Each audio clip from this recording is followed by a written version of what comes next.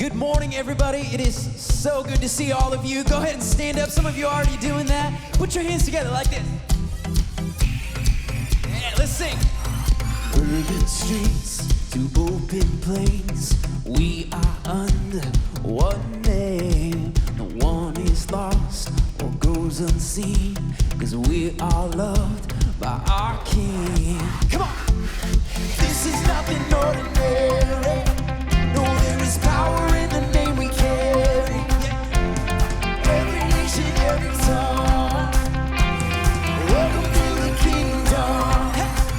All the rich, all the poor, all the people, all yours. Yes, we are daughters, we are sons, more than borders.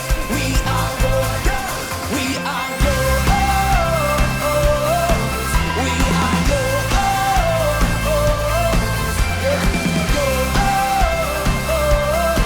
We are yours.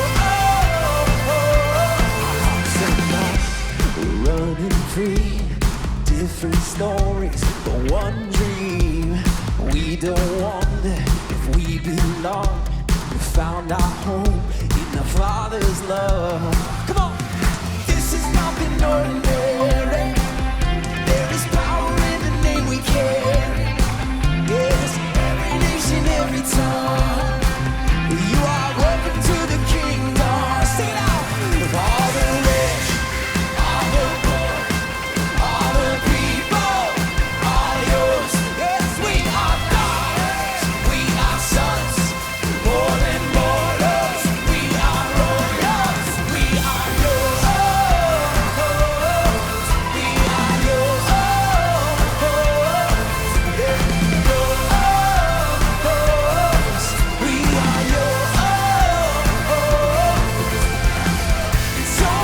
It don't matter where we come from. Everyone is welcome in the kingdom. It don't matter if we're broke or we're broken. In your love we have found our freedom. All right, like this. Hey.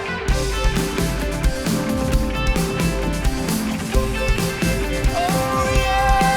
All the rich, all the poor, all the people, we're all yours. Yes, we are daughters, we are sons, more than borders. We are royals, we are yours. We are yours. Yeah, yours. We are yours.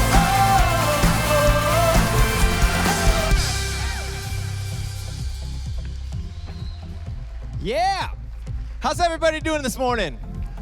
Good to see everybody. My name's Paul. I'm one of the pastors here on staff. So good to see everyone, especially if you're new. If you're new with us, we're so happy that you're with us. So glad that you took out just a little bit of time on your Sunday morning to be with us. In fact, we'd love to meet you. So after service, be sure to go outside across the courtyard to the Hub. The Hub is sort of our one-stop shop beyond the weekend. And so if you see or hear anything that you have questions about today, go over there. We'd love to answer your questions, get you plugged in here at Mission, and give you a small gift for being here with us this weekend. Just a couple announcements for us this weekend. First and foremost, it's Labor Day weekend, and we just want to do a special shout out to our doctors, our nurses, our midwives, our doulas. We know it's a hard weekend for you. You're going to be slammed. It's Labor Day weekend, so thank you so much for all that you do. Really appreciate it. Some people out there are just like, Walter, I don't think he knows that's what Labor Day is. Trust me, okay? Hey, next weekend we start a brand new series called Scars and Stripes. Our content team has been working a ton on this series. We think it's going to be a really powerful series. We're going to start a conversation about race, responsibility, and reconciliation. We'd love to see you guys here. Be sure to invite your friends and your family to that series next weekend. Hey, we got Chris, we got Lauren, and the band. They're going to lead us into some more songs. And in just a little while, we have Our very own Next Generation pastor, Kenny Conley, is here today, and he's going to be delivering the message today. Can't wait to hear from him. But turn to somebody around you, say hello, and ask them what they're doing with their 3-day weekend.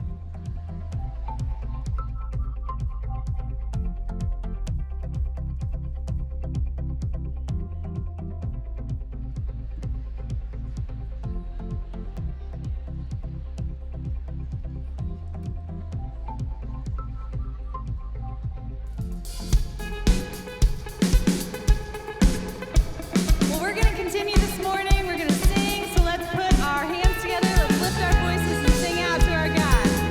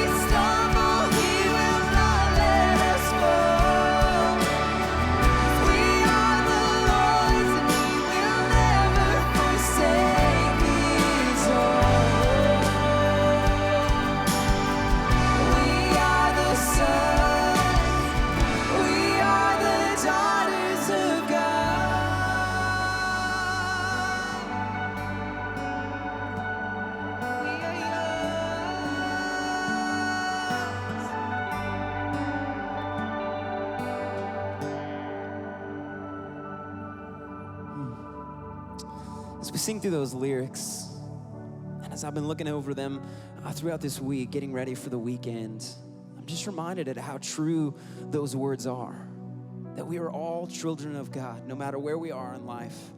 And yes, there's gonna be times that we're gonna stumble, times that we're gonna feel like we don't know what's going on around us. We don't understand it. Times are hard. But we have to remember in those times that Jesus continues to love us. Even if it's completely our fault, he continues to love us and keep us close to him, close to his heart. And that love is what led him to eventually give his life for each and every one of us, so that we could find him, so that we could experience his love to the fullest. And so as we continue this morning, we have a great opportunity to give back. And so at this time, I would love to invite forward our volunteers as we give of our tithes and our offerings.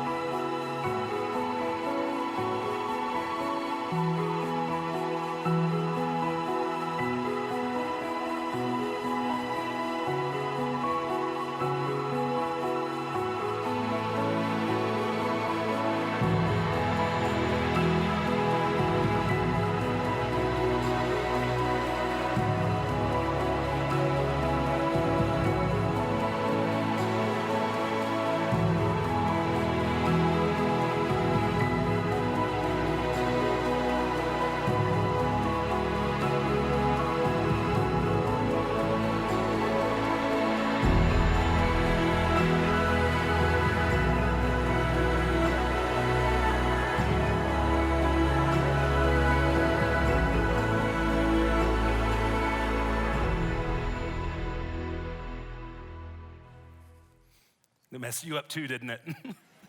Why are you crying? Why is everyone so sad? Isn't this what we want as parents? We want our kids to grow up and to leave. Every time I watch this, I cry like a baby. There's something gut-wrenching about this video because it's what we all expect, it's what is inevitable, but we're just never ready for it, are we?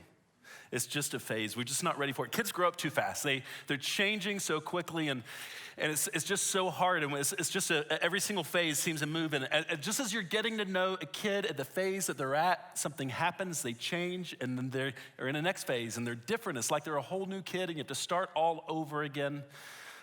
It's just annoying, isn't it?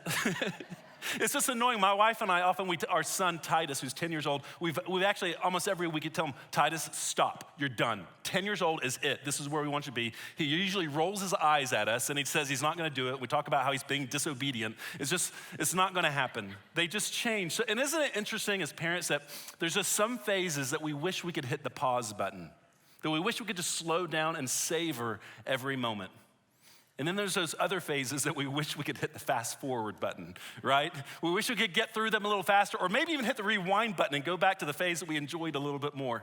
You see, kids are changing so quickly, and we have a 1-year-old, almost 2-year-old daughter. Her name's Elle, and she's at an adorable phase. She's so cute, she's so adorable, and but she's a lousy dinner guest, okay?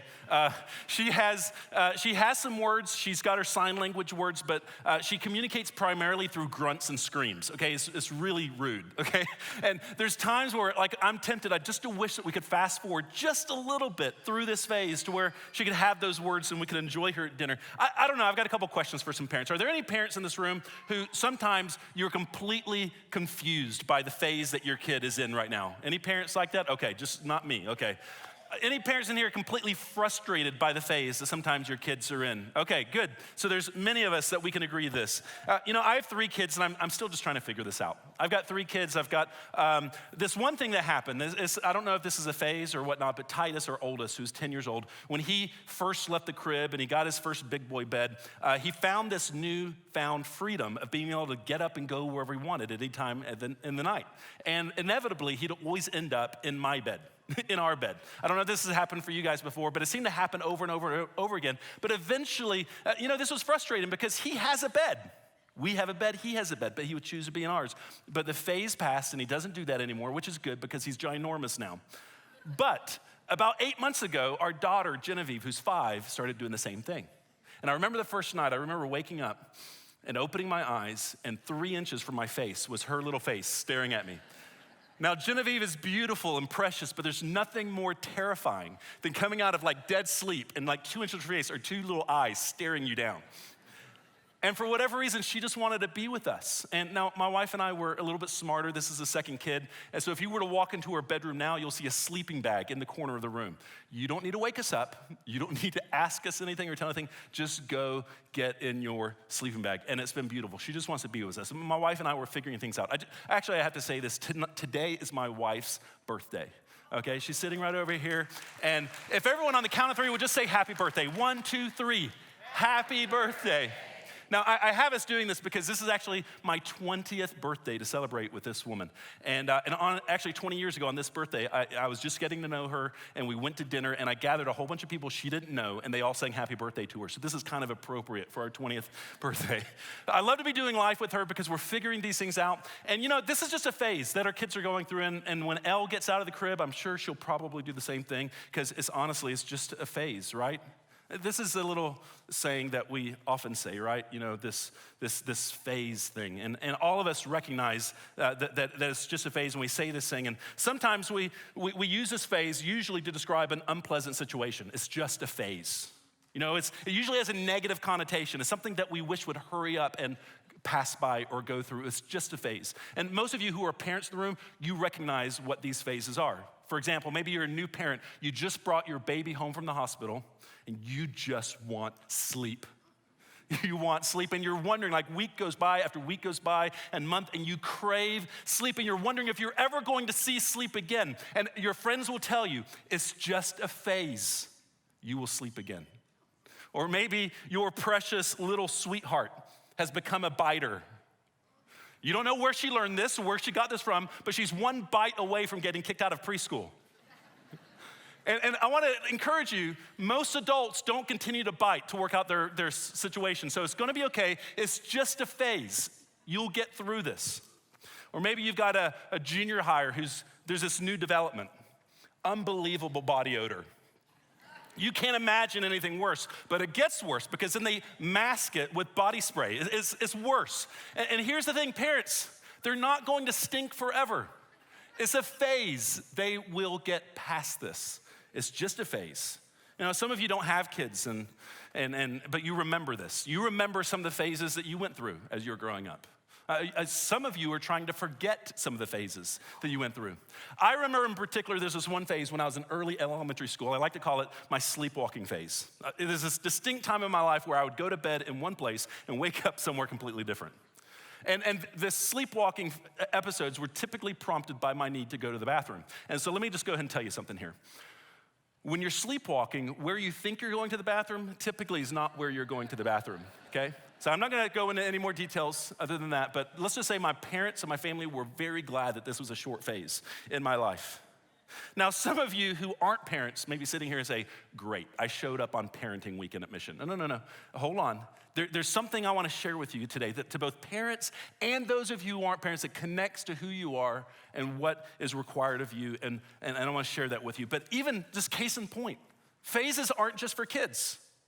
Many of you know somebody who's going through a challenging situation right now, that they're stuck and they're in this frustrating situation, and you might say to them, it's just a phase. It's just a phase, you'll get through this. Or maybe that's you. Maybe some of you are in this situation, this challenging time, and somebody's told you the same thing. Hey, it's just a phase. You're just going through a phase, you'll get through this. You know, this idea of phases and seasons, it's not new. This isn't a modern convention or anything. This has been happening for a long time. Actually, Solomon speaks about this in the book of Ecclesiastes. Okay, Solomon was the third king of Israel, and he was known as a very wise man. Many of the proverbs and wisdom writings that he wrote, we continue to say today. Many of these little quippy one-liner sayings of wisdom were actually written by him. And in the book of Ecclesiastes, it was written at the end of his life, and he was looking back over the past of his life, and he was kind of putting together some of the ideas and thoughts that he had. And he writes very poetically about phases, about these seasons in life. And so I want to read you a couple verses from Ecclesiastes chapter 3, and here's where it starts. There's a time for everything and a season for every activity under the heavens. There is a time to be born and a time to die, a time to plant and a time to uproot, a time to kill and a time to heal, a time to tear down and a time to build, a time to weep and a time to laugh. Now, Solomon continues to explain these phases. I'm not going to read them all in detail, but there's a couple of them. A time to mourn and a time to dance, to keep, to throw away, to search, to give up, to tear, to mend, a time for war and a time for peace. You see, Solomon is kind of creating this juxtaposition of two different types of phases that we might experience, that we've all experienced from time to time. This isn't new. This is part of the human condition. We all experience seasons and phases in our lives. And Solomon actually validates the difficult nature of these phases, and he says this: what do workers gain from their toil? I have seen the burden God has laid on the human race. Solomon is validating that seasons are hard.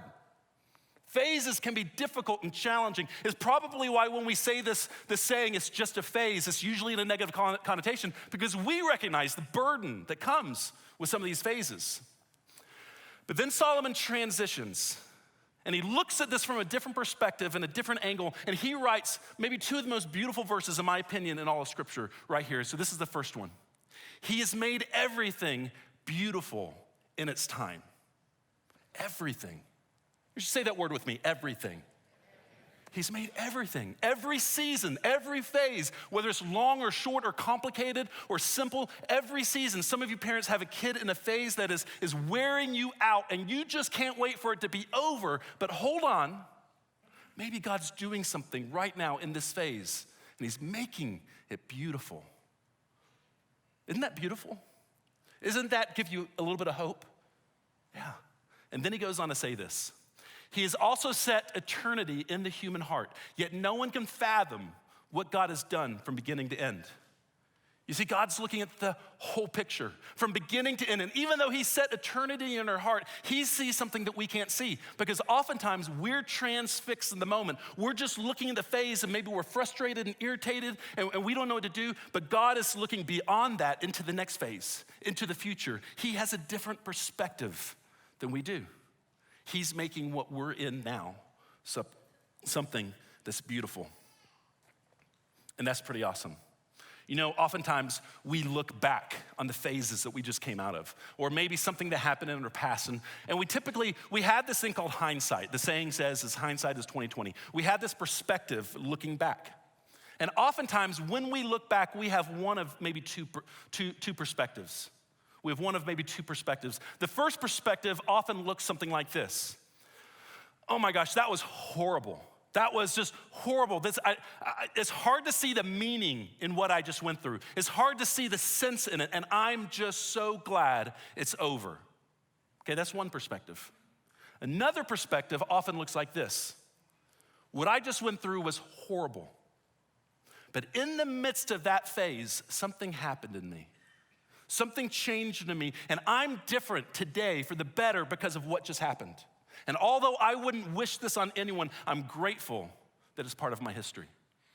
See, two different perspectives. You know, I've met people who've gone through horrific situations, and my expectation when I met them would be that they would be a shell of a human. But oftentimes I'm surprised by the beauty and the resilience and the strength of who they are because of what they went through. This is kind of what Solomon's talking about, is that God is making everything beautiful in time, even the phases that we're going through. You know, one perspective seems meaningless, and another perspective seems purposeful. And I think that's what Solomon is pointing towards. And I think that's something that we should maybe look at in regard to the phases that our kids are in, or the phases that we're going through. And so I want to look at this little saying again that we have, and I want to maybe look and see if we can look at it from a different perspective. Our little saying is, it's just a phase. It's just a phase. Now, what if we were to actually look at this a little bit different? Because when we say this phrase, it's just a phase, we typically feel something. We feel annoyance, or we feel frustration, or we feel impatience, or we're thinking, I wish this would hurry up and be over with. But what if we looked at it differently?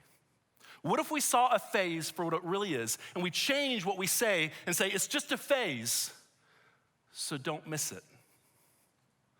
It's just a phase, so don't miss it, because God is making everything beautiful in time. And there's something happening now that we don't want to miss. You know, this is so important for the next generation. Here at Mission, this is what we want. We want to lead people to find thriving life in Jesus. That's our mission statement here at our church. And our vision statement is this, that we want a church that is irresistible for our next door neighbor and the next generation. I think it's fair to say that we want the next generation to find thriving life in Jesus.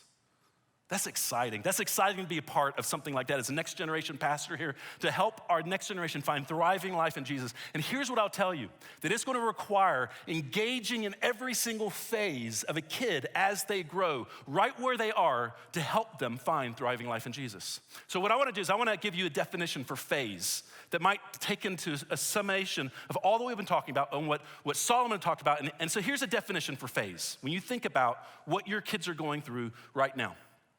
A phase is a time in a kid's life when you can leverage distinct opportunities to influence their future. That's a phase. Maybe it's sleepless nights, it may be awkward years, it may be whatever it may be, but it's a time in a kid's life when you can leverage distinct opportunities to influence their future. It's just a phase. Don't miss it. The best thing that we can do during each of these phases is to lean in and look for the opportunities to leverage so we can influence a kid's future. You see, there's certain things that are happening right now that won't happen again in the future. And there's times that we can connect with a kid and meet physical, emotional, and spiritual needs that will help them, and we don't want to miss that. So, research actually says that there's 12 phases between the time of birth to graduation from high school. We're not gonna talk about all 12 in here today, but I do wanna share them with you. If you're a parent in here, about 3 or 4 weeks ago, we came up with an amazing resource. We put together a collection of different resources, and then we gave it to all our parents at the Back to School Bash. And if you're a parent, we want to give this resource to you as well. It's a downloadable PDF, and it's all sorts of information from the phases, what we do in small groups, the curriculum that we're teaching here at Mission, everything that we're doing, including all these resources that you can read and download and use as a parent. And so if you want to get this resource, go ahead and pull out your phone. We're gonna send it to you here real quick. If you want to pull out your phone and text the word phase, P-H-A-S-E, FAZE, to the number 80123. Text the word phase to 80123. And here's what's gonna happen when you text that. It's gonna send you a text back, and there's gonna be 2 links in that text. The first link is a download of this resource book that we put together. The second thing is a form that you can type in your email address, and we'll email you the book to you as well. So that way you can have that as a resource. Because you have kids in different phases, and we wanna give you the resources for each phase. But today, we're gonna talk about the 4 main phases, the main categories of phases that every kid goes through. Now, one of the things that we like to talk about is this idea of visualizing time. Now, if you're a parent, you might have heard me talk about this before. I have right here a jar of marbles, 936 marbles to be exact, 936 marbles to represent 936 weeks that we have to influence a child. From the time we bring them home from the hospital until the time they graduate from high school, on average, we have about 936 weeks. It looks like a lot, right? It just flies by.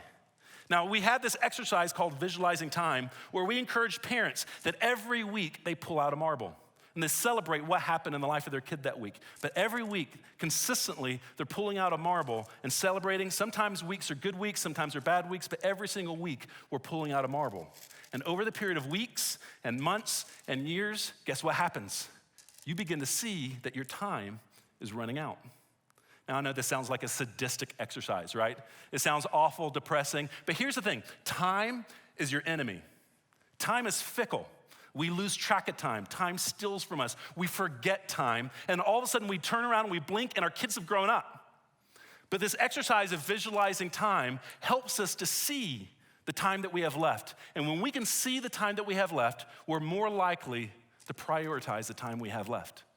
We have this little saying that goes along with it that says, when you count every week, you're more likely to make every week count.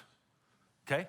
Visualizing time. So this is 936 weeks that every parent has for their kid. So what I did was I actually separated the 936 weeks into 4 distinct phases. We have preschool, elementary, junior high, and high school. Okay, let's start by talking about preschool. Are there any parents of preschoolers in the room? Let me hear you.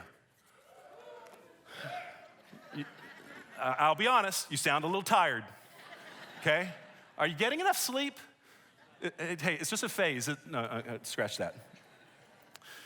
A preschooler, as they enter this phase, they have 936 weeks left until graduation from high school. And this phase actually consists of 260 weeks altogether. 260 weeks to this phase as a preschooler. Now, this is a challenging phase. This is a phase of sleepless nights, of diapers, and the need to always be available all the time.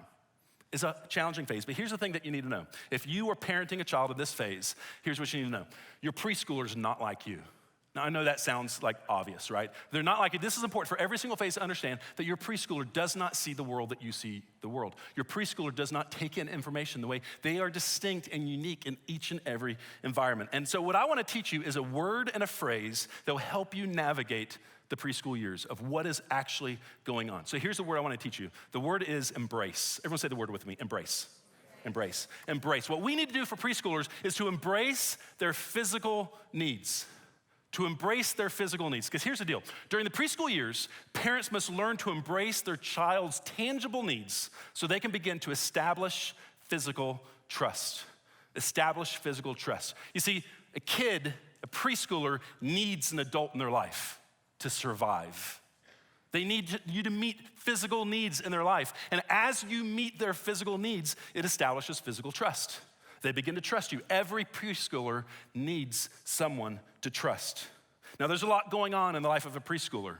Your house at the end of the day is evidence of that, right? There's a lot going on. There's all kinds of things that are happening to them. There's too little sleep. But remember what Solomon said, that God is making everything beautiful in time. And this is a season when we need to lean in and embrace their physical needs, because when we do that, we establish physical trust. Because here's a unique thing about preschoolers. They are motivated by safety. They're motivated by safety. When we provide a safe environment for them, then it establishes trust, and trust, let me tell you, is a foundation upon which you build everything on the life of your child.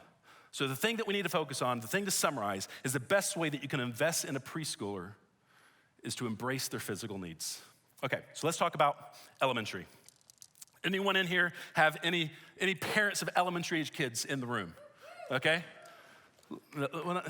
Are you guys having fun as elementary parents?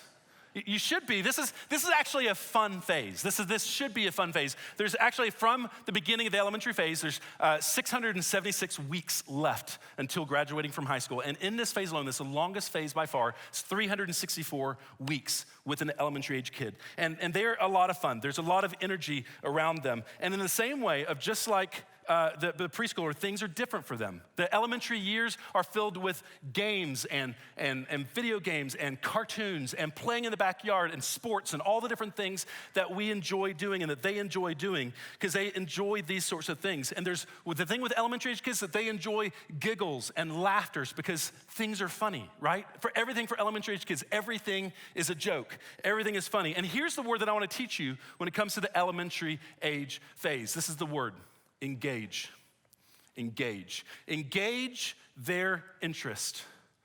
This is what we need to leverage the elementary age phase, to engage their interest. Because here's the deal. During the elementary years, parents should take a crash course on storytelling and play so they can engage the interest of their child. This will be the best time to earn relational credit.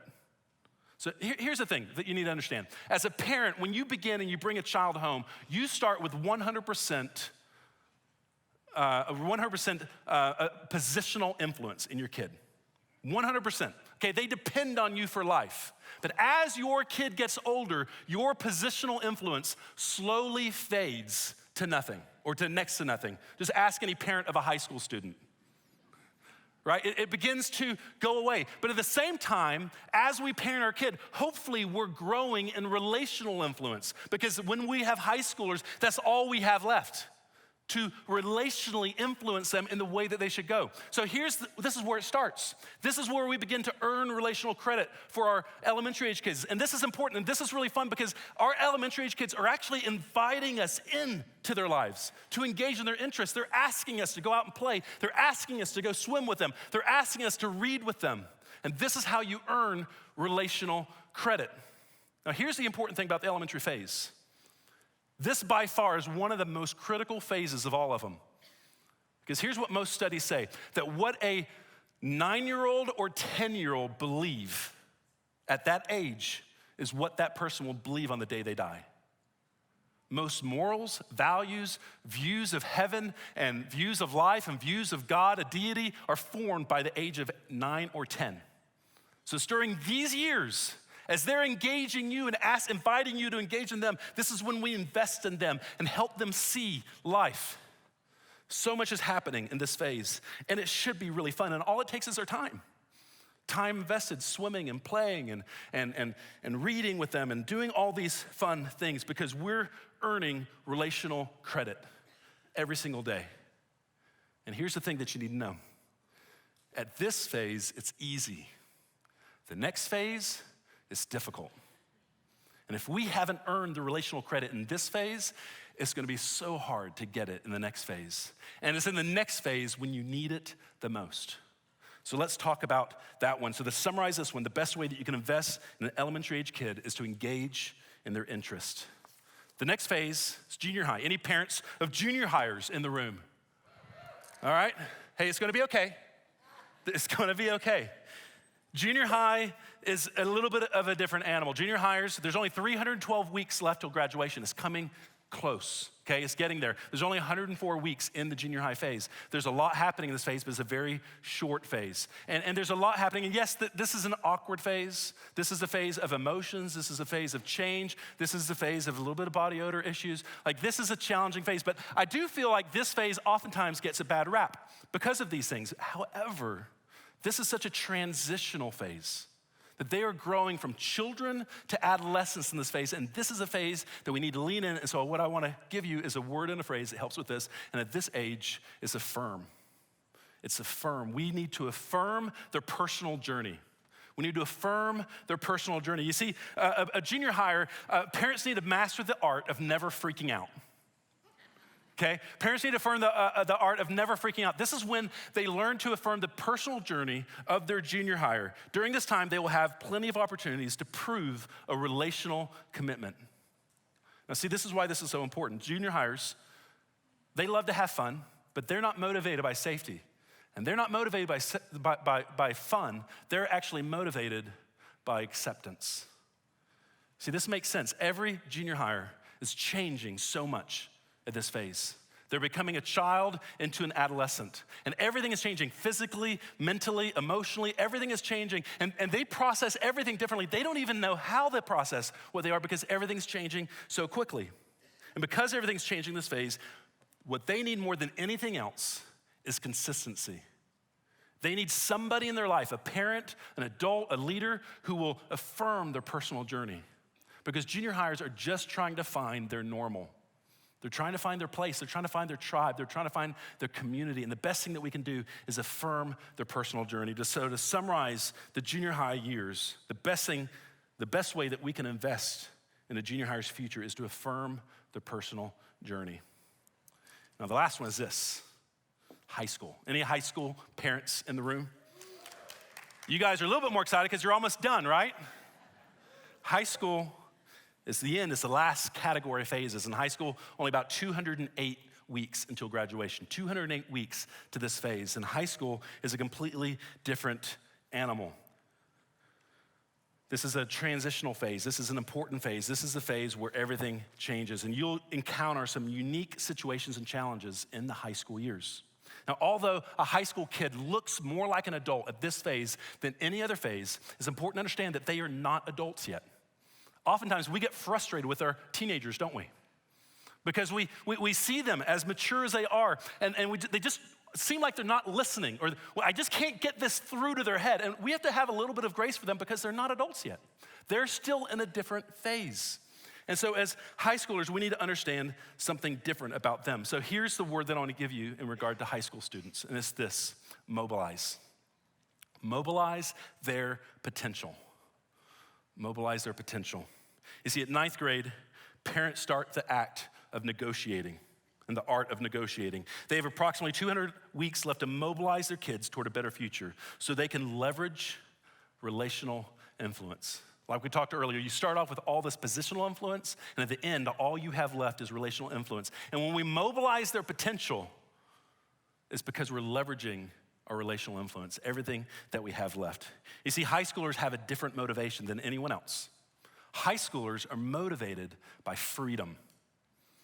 Now, I know as a parent, that's like a scary word, right? The last thing you want to give your high schooler is more freedom. But this is actually what motivates them. And in just a few short years, they're going to be free. And they're going to experience all the freedom. And this is a time where we can actually find a balance, that we can give them opportunities to grow in freedom. And we need to collaborate on appropriate boundaries for high schoolers, giving them opportunities to prove that they can be trusted. See, high schoolers are brimming with potential. They're like a rocket on a launch pad, ready to be sent out. And everything in their life has been pointing to this moment. And they have the time, they have the skills, and they have the passion. And all they need are adults and parents who will lean into their life and mobilize their potential, giving them an opportunity, pointing them in the right direction, and giving them opportunities to take risk and to take steps, because very soon we're gonna launch them out into the world. What high schoolers need more than anything is people, men and women, who will mobilize their potential. These 4 things. To summarize with them, the best thing you can give for a high schooler and invest in their future is to mobilize their potential. Embrace, engage, affirm, and mobilize. That's what our kids need in each of these phases. That's how we can lean into them. And I'm no expert on this. I've read a lot about this. I've studied a lot about this. And I'm not sharing all this information with you because I'm some kind of an expert. I'm sharing this with you because this was true of me. I ended up where I am today because men and women and my parents leaned in at each of these phases, and they invested in me, and they leveraged distinct opportunities to help me become who I am today. I could tell you all kinds of stories of different ways that I could do this. I'll tell you probably the most catalytic moment for me was when I was 15 years old. And I went away on a youth retreat with my church. And it was a really powerful moment, and I felt like God moved me, and I came home, and I sat down with my mom, and I told my mom, I said, Mom, I believe that God is calling me to go to Vietnam this summer on a mission trip. And she said, no, he's not. She said no. And that summer, I did not go to Vietnam on a mission trip. But God kept prompting me that there's something for me to do. And so the next summer, my mom released me. She mobilized me and sent me to Venezuela for 2 months. And over the last 20 years, I look at the things that have happened in my life, and so many of them point back to that first summer in Venezuela when my mom and dad mobilized me and my potential. And I saw what I could be capable of. I saw what God wanted to do in me and through me because my mom and dad leveraged distinct opportunities in my life to help me become who I am today. You see, with the right perspective, every phase is beautiful in time. How are we leaning in these distinct opportunities to invest in the next generation, to help them become who they are? Now, if you're a parent, God has placed you in their life to be that influence in their life. But for those of you who don't have kids, what does all of this have to do with you? Everything.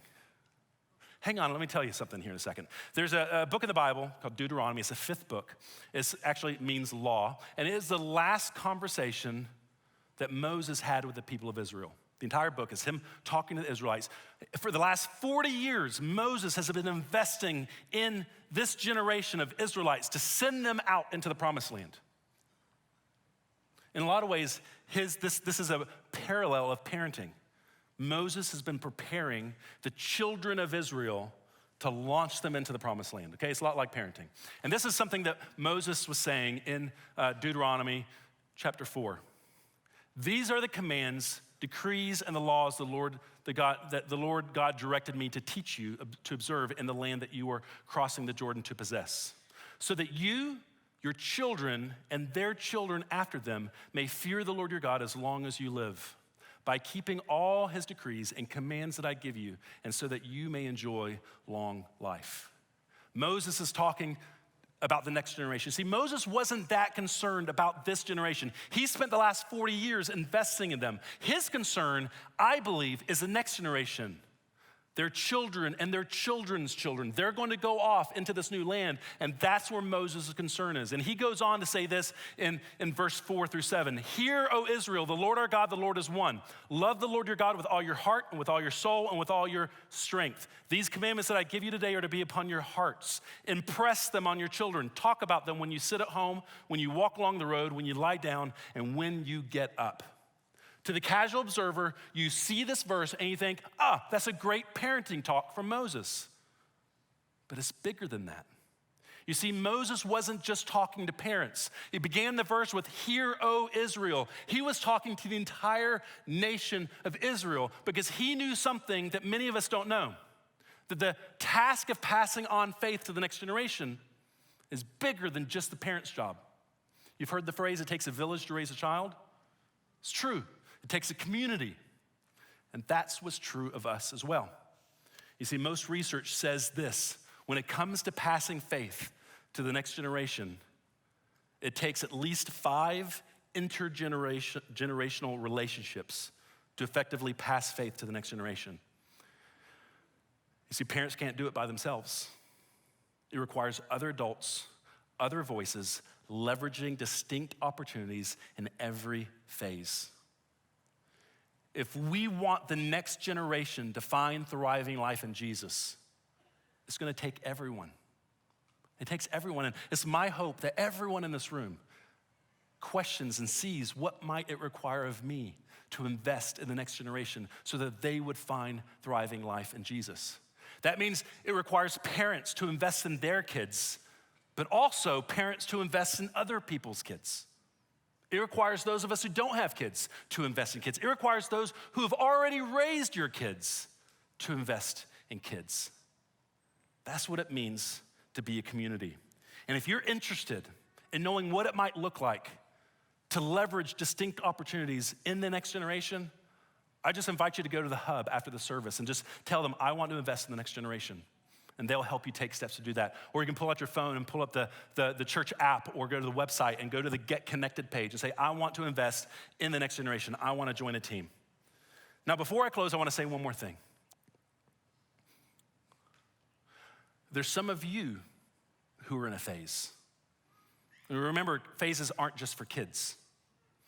You might be going through a challenging situation as well. And it's hard for you to see what's next for you. And you might be stuck. And I want to encourage you first. Remember what Solomon said? He said, God is making everything beautiful in time. So this phase that you're in right now, God's making it beautiful in time. On the other side of this, you're gonna look back and you're gonna see the things that God is doing in that moment, this moment right now, to help you. But as we learned about phases is a unique time to leverage distinct opportunities to invest in the future of a kid. The same is true of you. That somebody else needs to leverage distinct opportunities in you to invest in your future. You can't do this by yourself. You need someone else. It's the nature of a phase. And that's why we love community here at Mission. It's why we say that circles are better than rows, because we know that we need people to lift us out of things and to spur us on towards other things. In some ways, you need someone to embrace you and let you know that it's gonna be okay. You need someone to engage in you, to learn about you and to remind you of the things that God has for you. You need someone to affirm you and to mobilize you to send you out. And if that's you, I encourage you to do the same thing. Go to the hub and let somebody know that I'm in a phase and I need somebody to help me out of it.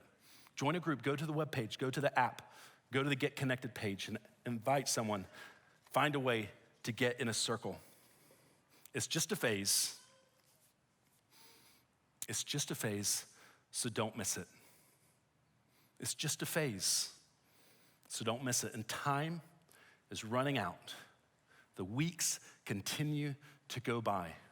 Parents, would you lean into your kids in these phases? Don't see it as something to get through, but see it as an opportunity to leverage a time to invest in your kids' future. Friends, everyone who's here, would you be a voice in the life of the next generation, to invest in them, to leverage them, because each phase is beautiful in time. For the sake of our community, let's not miss it. For the sake of this church, let's not miss it. For the sake of the next generation, let's not miss it. Let me pray. Father God, we love you. We thank you for this community here at Mission Community Church. We thank you for what you're doing in the next generation, the amazing leaders that you've put in the lives of the kids. And Lord, I pray that every single parent here would be encouraged to lean into their kids, into the phase that they're in, and see this as a unique opportunity that you're making beautiful as they lean in and leverage the opportunities before them now. And Lord, I pray that there are men and women in this room who would take a step toward leaning into the next generation, maybe somebody else's kids, to help them take steps to become who you called them to be. We love you. We give you this time. We give you the work that you set before us to do for the next generation. We love you. In Jesus' name, amen. Amen. You guys are dismissed.